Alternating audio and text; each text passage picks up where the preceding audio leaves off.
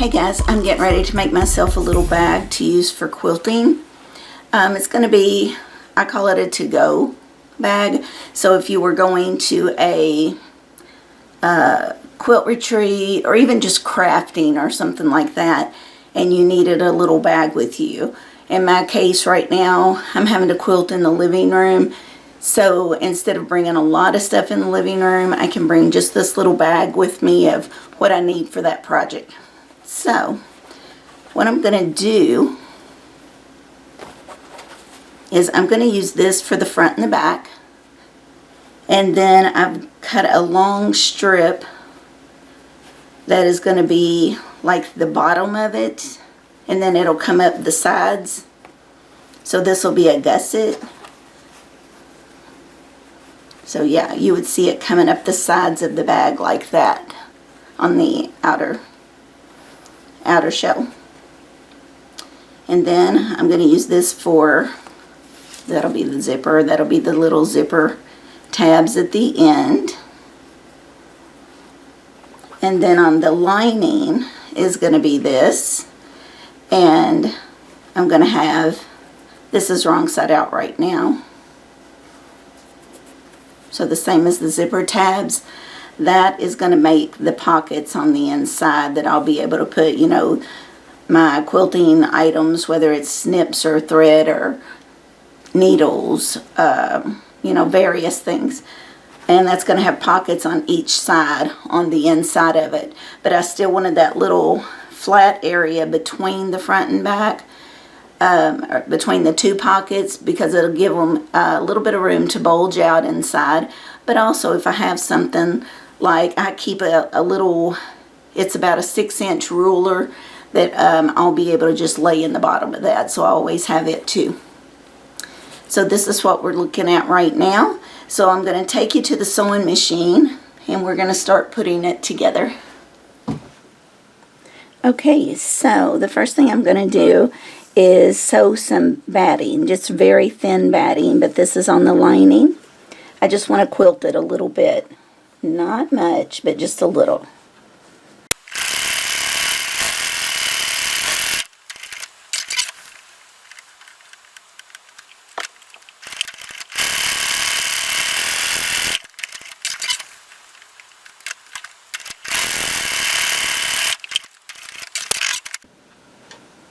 Okay, the next thing I want to do is sew down each side of this, and you know, in till I get about the middle few inches so that I have a hole to turn it in.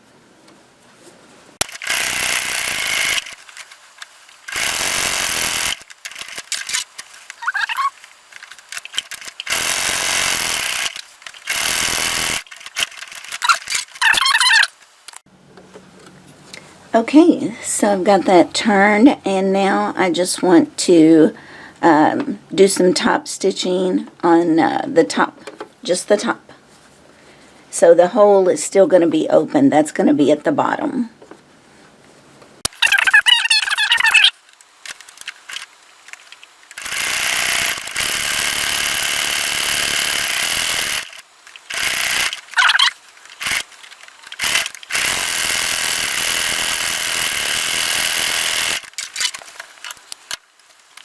So we're grabbing one of the lining pieces, and I measured about 5 inches and put just a pencil mark there. It's probably not going to show up on the camera. But what I wanted to do, let's take this. I want to go ahead and stitch this at the very edge.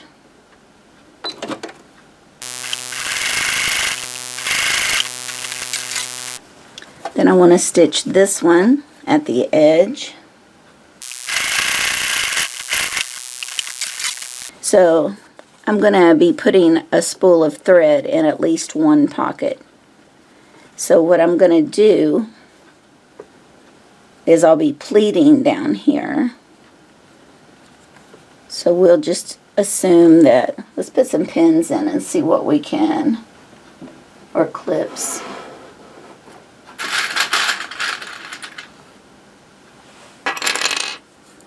Okay, so we'll start just right here. Now, if we were to flatten this with some pleats,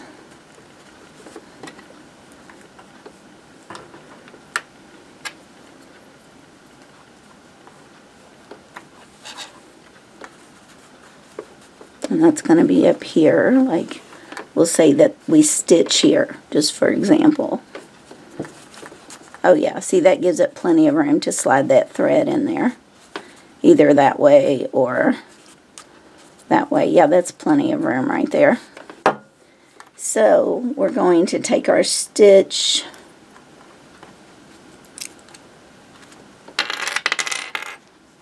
right here.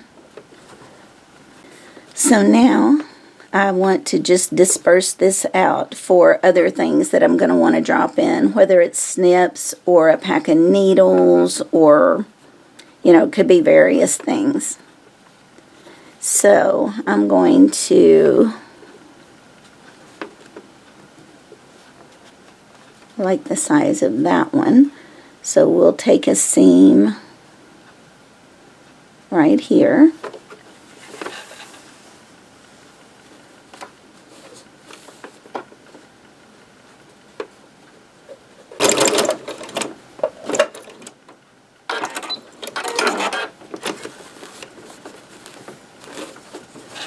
And then this one, we can just split the difference.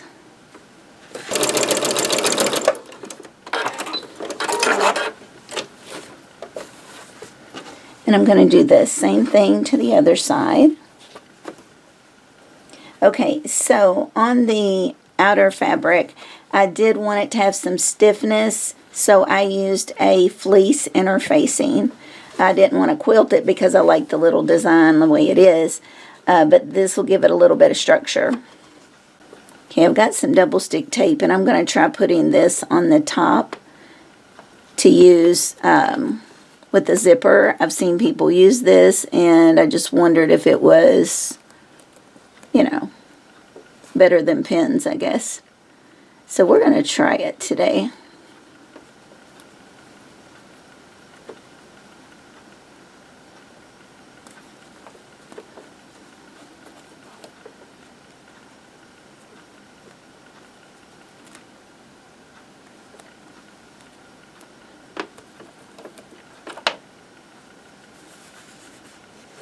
Okay, and then we peel off the top. Okay, so I've got the tape down. I'm on the fence about it, I have to be honest. I'm not sure what I think about it yet. And I haven't decided for sure how I'm going to do this zipper as far as the ends. So I'm going to bring this in just a little and lay it right on top of the sticky, right up at the edge.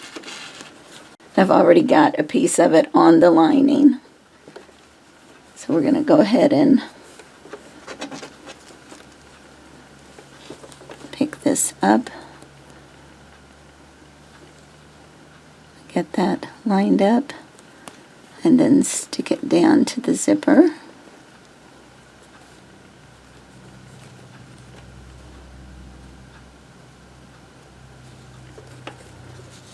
I'm thinking I'll give it a few tries, but honestly, I don't see anything wrong with using pins and clips.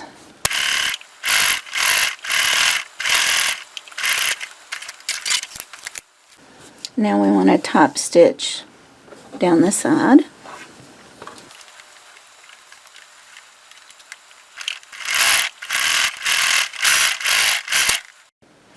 Okay guys, so I wanted to show you what I've been doing because I forgot to turn the camera on. So I have sewn this gusset on, and I've gone all the way around the edge, and this side of course being the outer fabric, and I have left a hole here to turn it with, and then I moved to the other end, which is, you can tell this has the pockets, so there's a lot of thickness here. I've sewn one side already, and I haven't trimmed those off yet. I've sewn one side already, and I found with all this thickness, the best thing to do was close up the bottom first, one seam, and then it was going to be a lot easier to do the sides. So that we're going to just repeat that on the other side here. Okay guys, so you can see with these pockets and the folds, there's a lot of thickness there. So this is another time your walking foot is going to shine, because I just took my time. I didn't speed through it. I took my time, and I just let the walking foot pull and stitch both sides for me. So now all I have to do is these two sides. So we'll go ahead and get that completed. Okay, now I want to turn it right side out and make some decisions on the trims and the zipper. Okay, so what I decided I'm going to do is I've pulled this back through after I took a look at the bag. So I pulled this back through the hole where I had turned it. And I'm going to overlap these and sew a seam straight across, and then just cut that off because it's not going to be seen. And I don't think I'll have to turn it the whole way. I just need to do a small area. And I'm going to do the same thing to the other side. Okay guys, so I turned it all the way wrong side out again because there's something I want to do. I tend to not like purse linings that will move around a lot, and I have seen people tack these corners together of the lining and the outer fabric so that when it does turn, those corners are tacked together so your lining's not going to shift around. Now this is just a bag for quilting, so it probably wouldn't be a big deal, but I do want to do it. I know it's going to be tight, but I still want to try it. Okay, so I'm not going to sew all the way across it. I'm just going to, because of all this thickness, I'm just going to tack my corners, or you know, like on this side or on the bottom, something like that, where I already have seam allowance.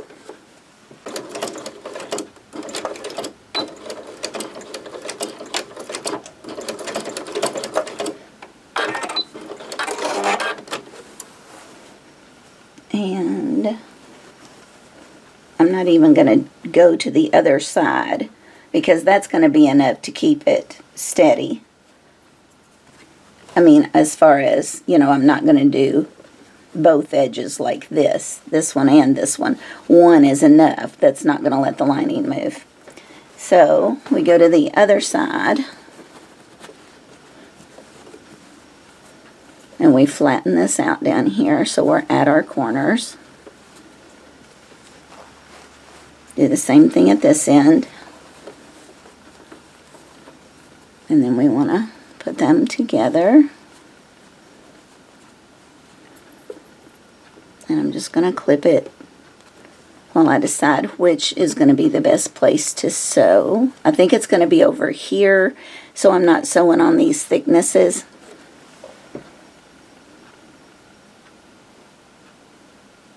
Well, I'm sewing on one of the thicknesses either way. Okay, so I just push this under here.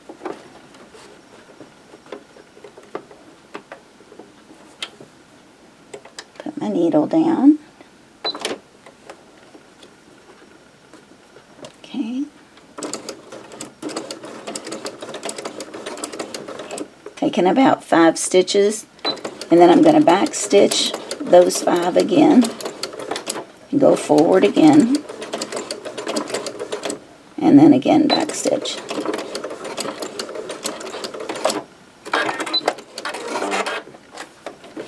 Okay, now we just go back to it, and see what I mean by it's going to be tight when I'm trying to turn it now because they're stuck together.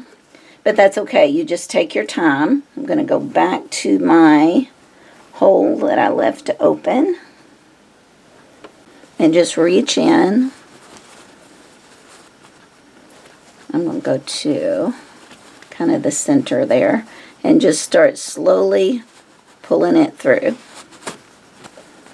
I may not have left the hole quite big enough, but that's okay. You just take your time, it'll come through.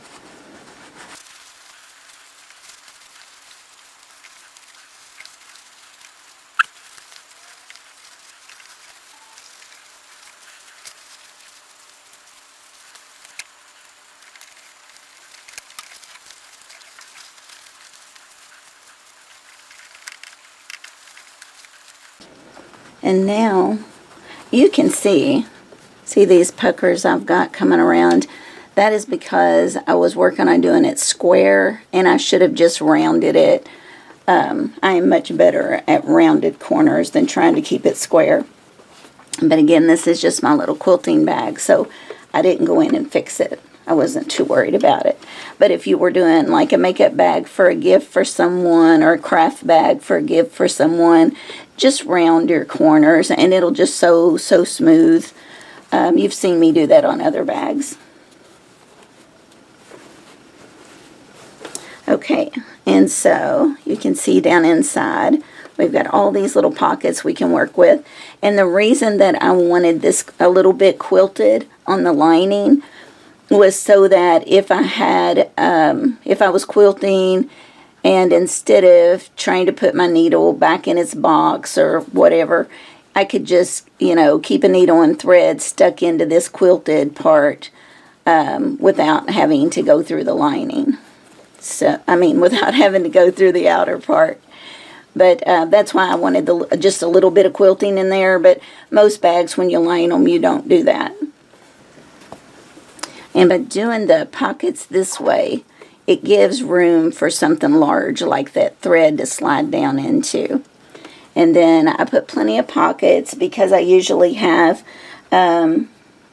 like a little box of needles, which I don't have them in here now, but it's a box about like that. So that will fit in another area, like right over here.